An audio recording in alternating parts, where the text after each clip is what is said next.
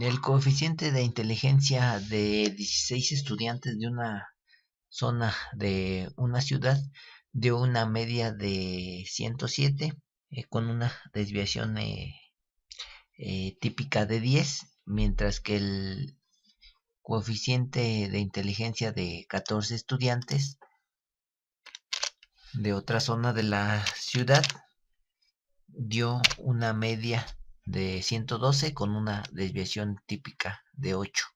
Nos preguntan si hay diferencia significativa entre el coeficiente de inteligencia de los dos grupos a un nivel de significancia del 1 y del 5%. Bueno, ¿qué hipótesis tendremos que probar? Bueno, hay que considerar primero que debemos de denotar a μ1 y μ2 como las medias poblacionales de los coeficientes de inteligencia de los estudiantes de las zonas 1 y 2 de la ciudad, por lo que tendríamos que decidir entre las siguientes hipótesis.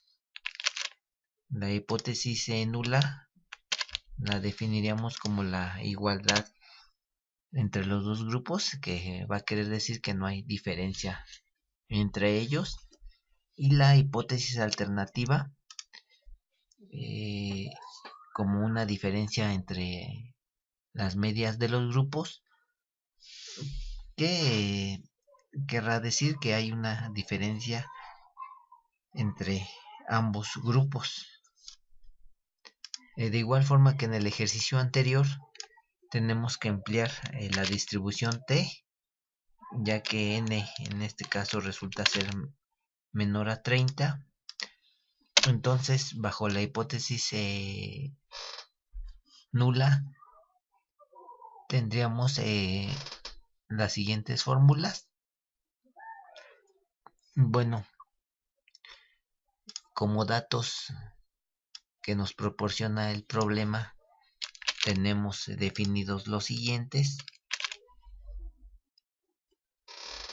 Estos serían los datos que, repito, no los proporciona en este caso el enunciado del problema. Entonces, teniendo ya las fórmulas que vamos a utilizar definidas y realizando las sustituciones y operaciones, tenemos un valor de t observado de 1.45. Tenemos aquí, de tal forma que para el inciso A, en el que nos solicitan determinar si hay una diferencia significativa entre los dos grupos respecto a su coeficiente o a su cociente de inteligencia, en el inciso A con un 1% de significancia, tenemos la siguiente regla de aceptación o de rechazo de las hipótesis. Vamos a tener que al definirse la hipótesis nula, la hipótesis alternativa con un signo de diferencia, implica hacer un ensayo bilateral, esto a un nivel de significancia del 1%, entonces estableceremos que estaríamos rechazando la hipótesis nula si el valor de t observado, es decir, t de 1.45, se encuentra fuera del intervalo de t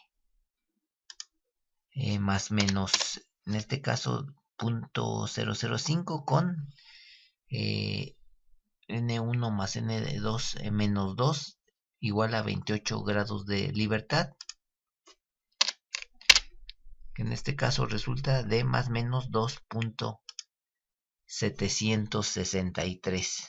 Entonces, de acuerdo a esto, el valor de t de 1.45 cae fuera de este intervalo, por lo que podemos concluir que no se puede rechazar H0 a un nivel de significancia del 1%, por lo que entonces estaríamos diciendo que lo estaríamos aceptando, es decir, estaríamos aceptando la hipótesis nula lo que implica que en los grupos no hay una diferencia significativa.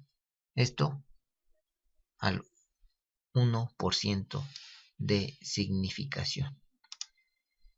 Para el inciso B, en el cual nos solicitan ensayar la hipótesis o las hipótesis a un nivel de significancia del 5%, estaríamos rechazando H0 si el t observado, es decir, 1.45, se encuentra fuera del intervalo de más menos t de 0.025 para 28 grados de libertad. Aquí el valor en tablas encontrado resulta de más menos 2.048. Entonces, dado que t observado es de 1.45, se encuentra fuera de este rango, se encuentra dentro de este rango, perdón. Entonces, tampoco podremos rechazar la hipótesis nula al nivel de significancia del 5%.